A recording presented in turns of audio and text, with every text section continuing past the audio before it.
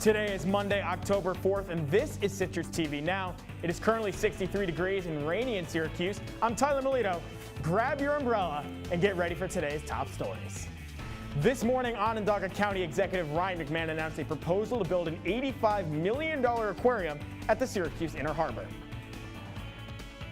We're going to be proposing an $85 million aquarium right here in the Inner Harbor in the city of Syracuse. You look at what it will do for this neighborhood and the potential this neighborhood has. It will be a catalyst for development moving forward. Assuming the project proposal gets approved tomorrow, the construction is slated to begin later next year. Alexis, thank you. History teaches us plenty about our democracy. Democracy in Action reporter Ryan Nelson shares how one local high school teacher uses it to inspire young voters. That's right, guys. I am live here on University Avenue where the fight took place on Friday evening. Now, according to the videos were disturbing. You may have saw them on social media. Here we are 4 days later, and questions still remain, one of which being, where do things currently stand? I spoke to Nina Tran, one of the main witnesses, and someone who shot a lot of those videos you saw on social media, as well as Syracuse police. The video from Friday night.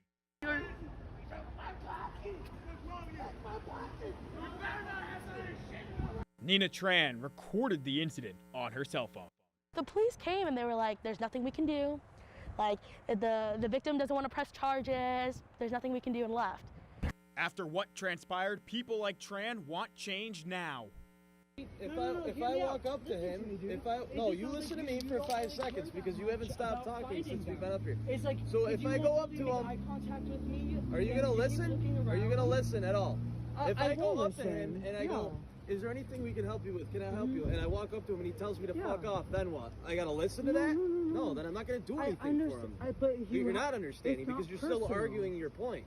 I think just being complicit in general further causes harm to the situation, and I think the police showing up and not even caring about the victim just further harms the victim, and it's a big part of the problem. What does Syracuse police have to say? Obviously, the people that were interacting with the officers were confused on why the officers weren't able to do more at the time. But it also said to continually sit there and argue with the officers is also going to distract them from even trying to speak to the victim. According to Malinowski, there is only so much officers can do to help the victim as they arrived on the scene after the fight dispersed. Victim walked away and at that moment wasn't cooperating with the police. When it comes to a fight type call or harassment type level violations, you still have to have victim cooperation if they're going to make any arrests. If it was an active fight, they obviously would have broken up and investigated it then, but when all parties disperse and the victim doesn't want police. According to Tran, it is all really frustrating. It's just super frustrating that people who have the label or the role to be taking care of you aren't taking care of you. Now, according to Tran, her and her friend were super patient with Syracuse police, but as the conversation continued, things grew more and more intense. Malinowski told me there was only so much the Syracuse police could do once they arrived on scene, being that the fight had already dispersed, but there is an investigation ongoing, and SPD has no further comment at this time. Reporting for NCC News, I'm Tyler Melito. Josh, Alex, back to you. Police say Cornell University is safe after bomb threats made Sunday caused the campus to erupt into chaos. The university tweeted 2 alerts yesterday urging students to evacuate without any explanation. Cornell is not the only Ivy League school that dealt with this sort of incident. Columbia and Brown also issued evacuation alerts on Sunday due to bomb threats made over the phone. All 3 universities deemed these threats as not credible and held classes today. Thank you so much, Caitlin. Another proposal on this year's ballot concerns environmental rights. Democracy in Action's Liam Crowley is live in studio to break down what the amendment would mean for New York State. Liam? Welcome back into NCC News. 1 year after the election, President Biden and former President Donald Trump are still butting heads. This time it comes as the White House denied Trump executive privilege requests for documents regarding the January 6th insurrection. Trump is seeking to keep new documents about the Capitol riots out of the hands of a House committee investigating the event. The former president previously requested executive privilege earlier this month, but was denied.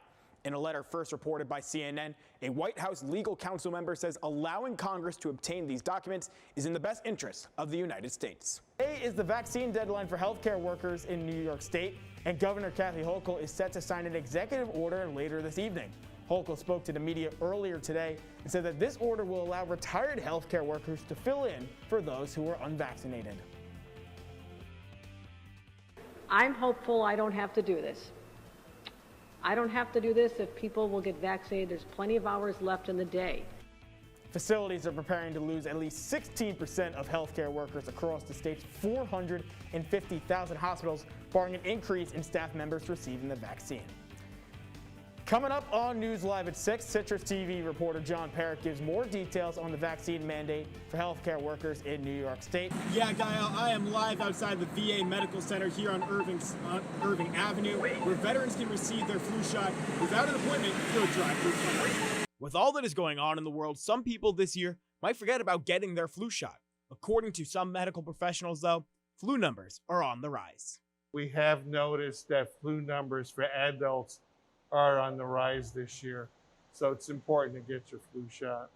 In 2020, according to Barzak, flu numbers were down because people were taking coronavirus precautions. He says people should still be vigilant, however, about getting their flu shot this year, regardless of past experiences with COVID-19.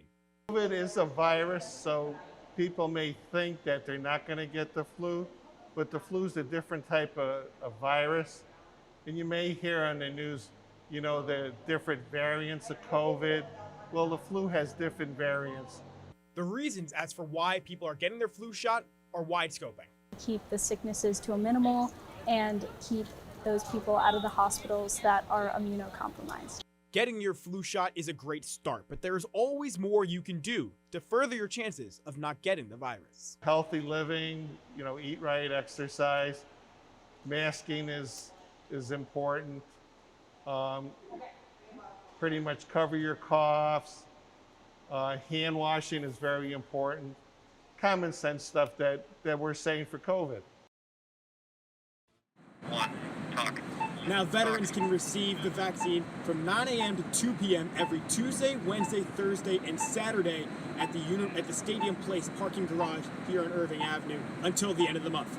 Reporting for NCC News, I'm Tyler Melito. Guys, back to you. New developments from Sudan. Prime Minister Abdallah Hamdok and his wife have been allowed to return home. The two, among other government officials, were detained by the military when they seized control of the nation's government a few days ago. It is currently unclear whether or not the prime minister is free to move or make calls. The coup d'etats of the country's previous government comes on the heels of weeks-long tension regarding Sudan's transition to a more democratic government. Trouble on South Campus continues after 8 male teenagers tried breaking into apartments early Sunday morning. Student witnesses confronted and seized one of the suspects while the rest of the group reportedly took off. But moments later, the group returned to throw rocks at the building and fire a gunshot into the air. According to the DPS Daily Crime Log, 18 cases of larceny have been reported since August 1st.